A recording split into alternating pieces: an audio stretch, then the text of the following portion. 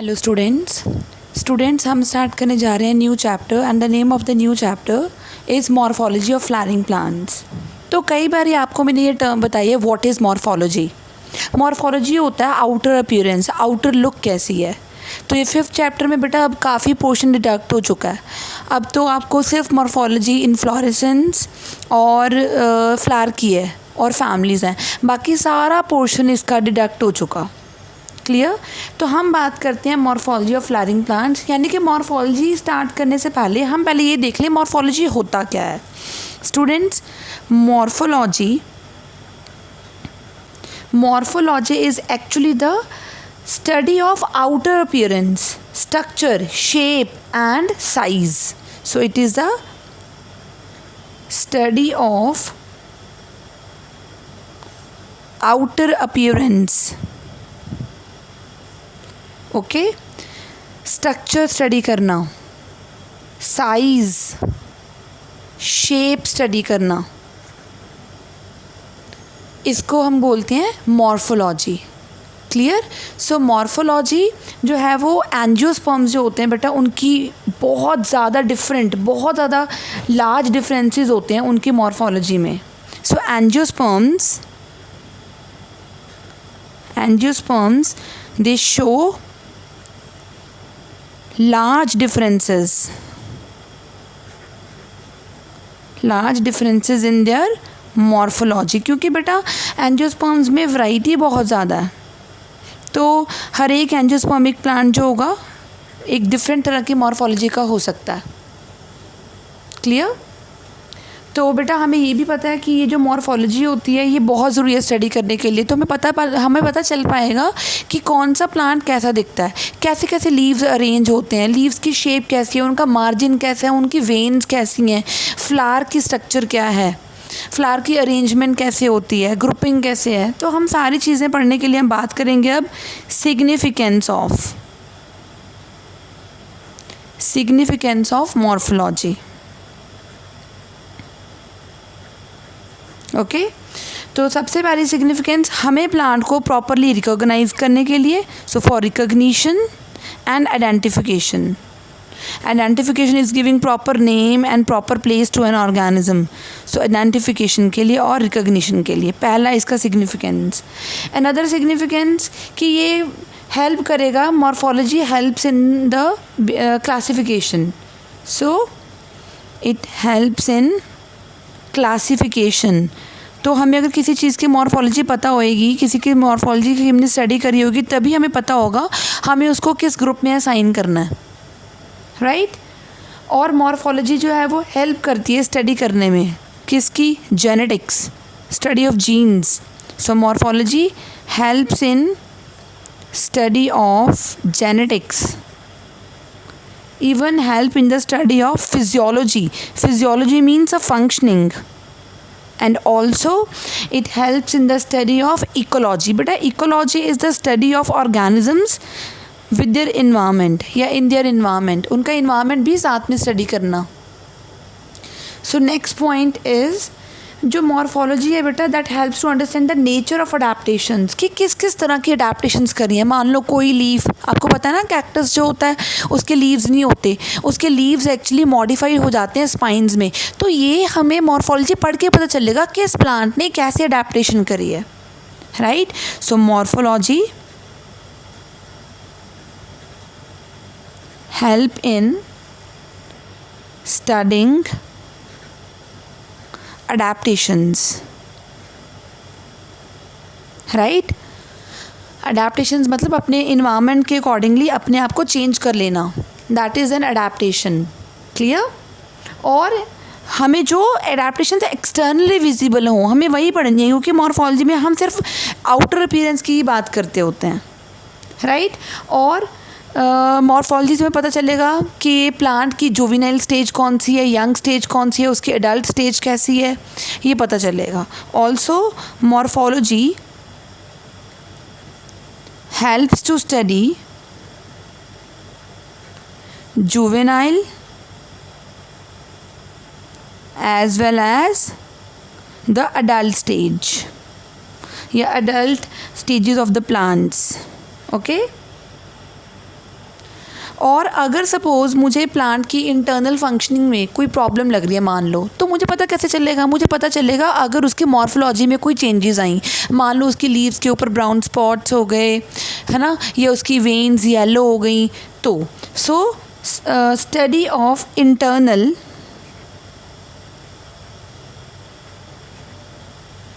Physiological problems of plants can be predicted by viewing the symptoms, by seeing or viewing the symptoms,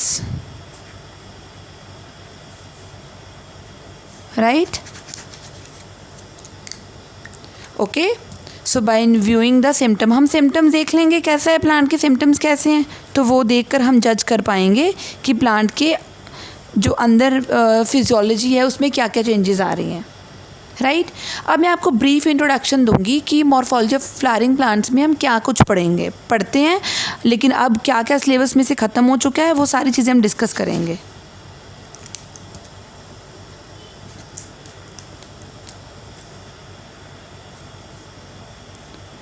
Now morphology of flowering plant.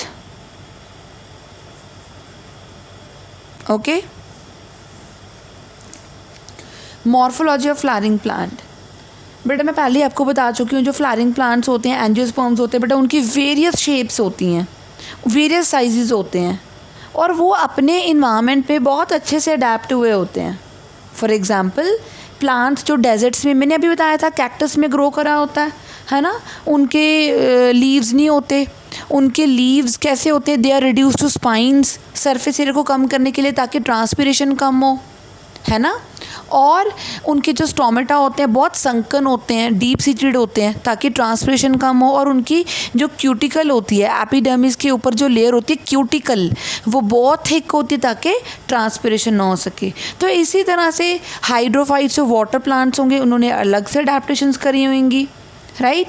और जो दलदल वाली जगह पे रहते हैं यानी कि मार्शी एरियाज़ में रहते हैं वो उनको मैंग्रोव प्लांट्स बोलते हैं हम, उन्होंने अलग तरह से अडेप्टेशंस करी होंगी, राइट? तो ये हमारे पास कुछ तरह की अडेप्टेशंस होगी, यानी कि डिफरेंट तरह की मॉर्फोलॉजी आ गई प्लांट की because of the environment in which it survives. Okay, तो अगर मैं आपको टिपिकल एंजियोस्पर्मिक प्लांट बताऊं तो we know that typical angiospermic plant में क्या क्या है, दैट इज़ रूट्स,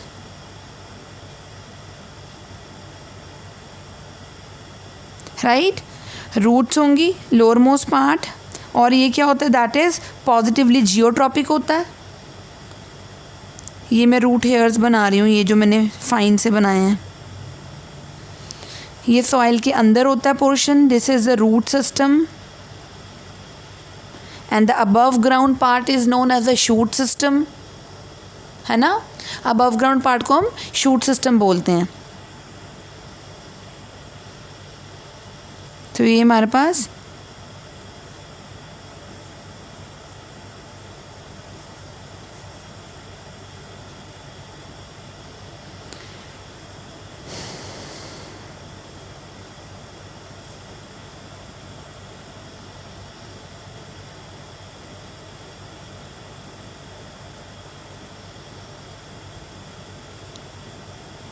चलो, राइट? तो ये मैंने एक एंजियोस्पर्मिक प्लांट ड्रॉ कर दिया। तो जनरल में बताऊं तो एक इसका अंडरग्राउंड पार्ट आपको दिख रहा है, that is its roots called the root system, और जो अबव ग्राउंड पार्ट दिख रहा है this is called the shoot system. तो शूट सिस्टम में क्या आएगा, इसकी स्टेम आएगी। देखो अगर मैं शूट बोलूँ तो मैं बात कर रही हूँ स्टेम विद द लीव्स, अगर मैं ओनली स्टेम की बात कर रही हूँ it means I am talking about this stem, not with the leaves के साथ बात नहीं कर रही। So the shoot consist of stem, ये ब्रांचेस भी साथ में आ जाएंगी, लीव्स आ जाएंगे, बड्स आ जाएंगे, फ्लावर्स आ जाएंगे, फ्रूट्स आ जाएंगे, तो सारा कुछ ये अबव ग्राउंड पार्ट में आता है, that is a shoot system, right? और प्लांट की जो मॉर्फोलॉजी होती है वो हमें हेल्प करती है ये देखने में कि प्लांट किस नेचर में, किस जगह पे, किस हैबिटेट में, किस इकोलॉजी में सर्वाइव कर रहा है, right. So these are the parts of the plant. So this is, बेटा याद रखो, ये जहाँ से लीफ आता होता है ना, उस पार्ट को हम हमेशा क्या बोलते हैं? नोड. ये भी एक नोड हो गया, ये भी एक नोड हो गया, ये भी एक नोड हो गया. And the region between two nodes is known as internode. क्या बोलते हैं उसको? इंटरनोड बोलते हैं. ये पोर्शन फोटोसिंथेटिक हो गया. These are the leaves. ये फ्लावर, राइट. एंड यहाँ पे हमारे पास टिप पे शूट एपेक्स होता है, सैम. शूट एपिकल मेरिस्टम होता है. So that has a power to grow continuously, so that they add new cells to the plant and the plant keeps on growing and growing. That's why the plants have indefinite growth. तभी बेटा plants की indefinite growth होती है, right. तो मैं ये कह सकती हूँ प्लांट के दो तरह के पार्ट्स हो गए. एक तो वेजिटेटिव पार्ट्स हो गए. So plants have two type of the parts, vegetative parts and the reproductive parts.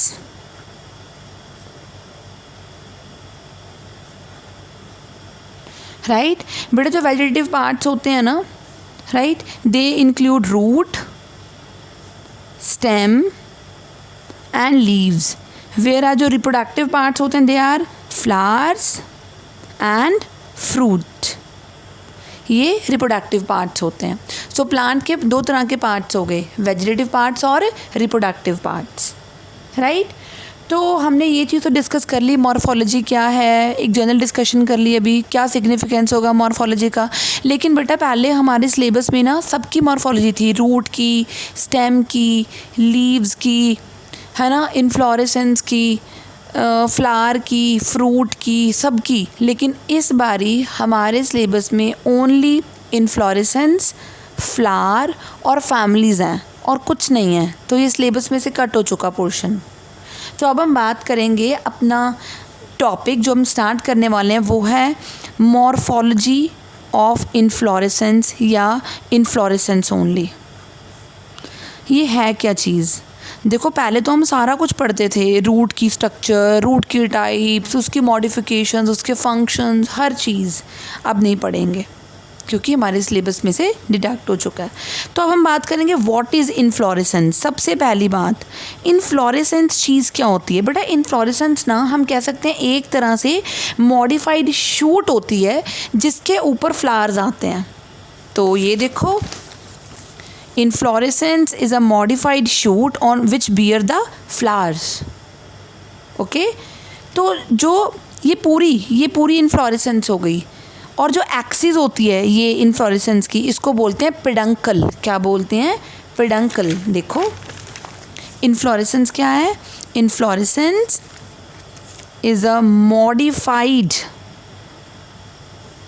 Shoot that is specialized to bear flowers. Flower को बियर करने के लिए, फ्लावर्स को ग्रो कराने के लिए इन्फ्लोरेसेंस है. मैंने अभी बताया था पेडंकल.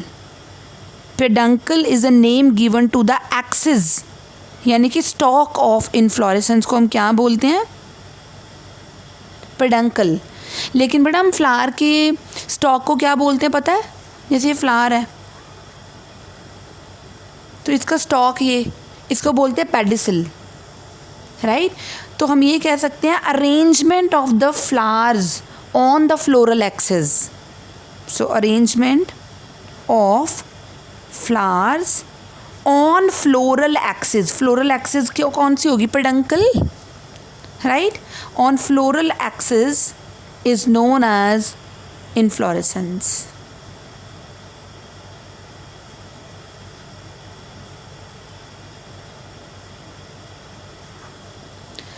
ओके. अब हम बात करेंगे इन्फ्लोरेसेंस की टाइप्स की. लेकिन मैं आपको फिर बता दूं बेटा, इन्फ्लोरेसेंस एक तरह से अरेंजमेंट होता है फ्लावर्स का. किसके ऊपर? पेडंकल के ऊपर या फ्लोरल एक्सिस के ऊपर. नाउ अब हम बात करेंगे इन्फ्लोरेसेंस की टाइप्स की. So next is the types of inflorescence.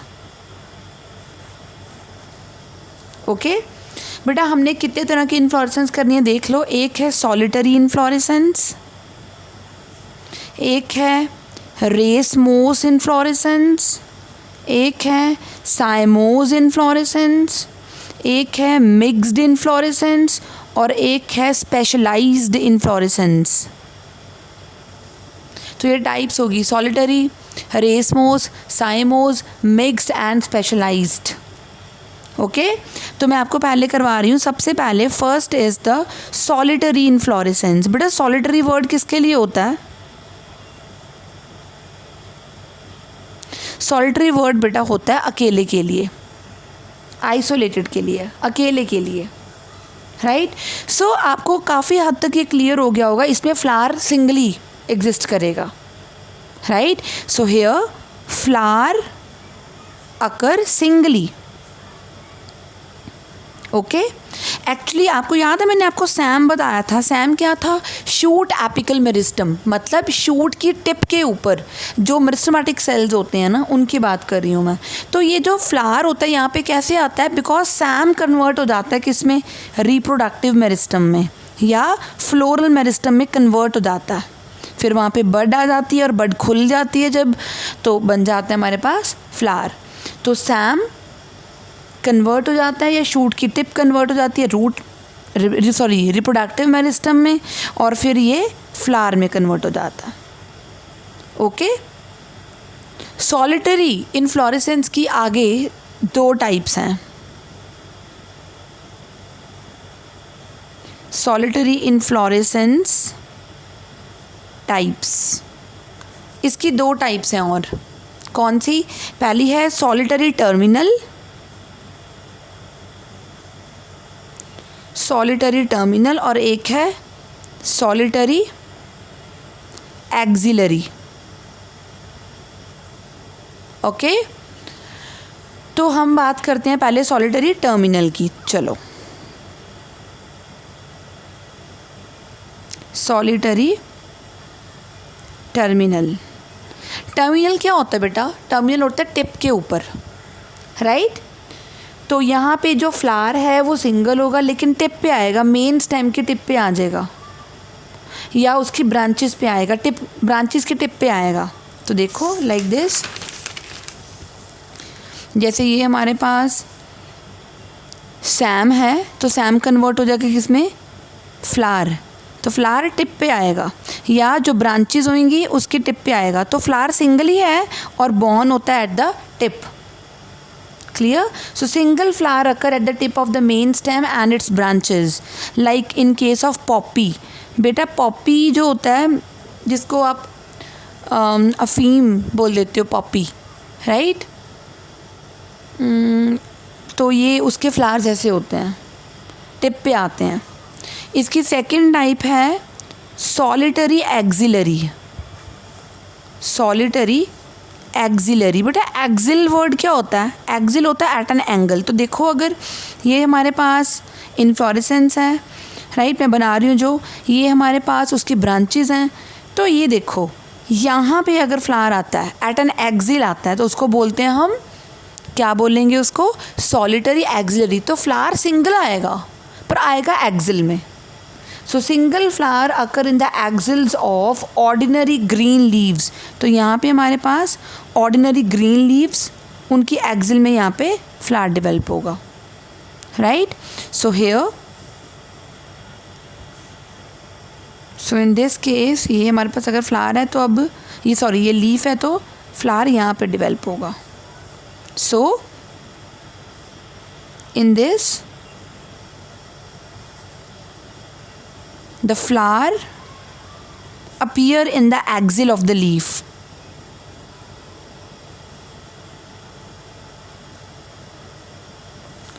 In the axil of leaf.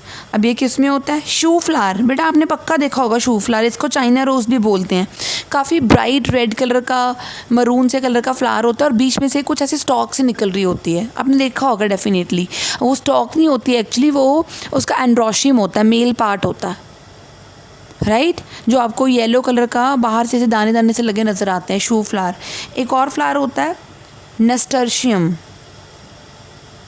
इसको गार्डन नस्टर्शियम भी बोलते हैं। बेटा इनकी पिक्स मैं आपको सेंड कर दूँगी। ओके, तो स्टूडेंट्स आज हम करेंगे सिर्फ एक ही inflorescence, that is a solitary. कल हम शुरू करेंगे रेस मॉस इन्फ्लोरेसेंस, राइट। तो ओके स्टूडेंट्स, बाय बाय।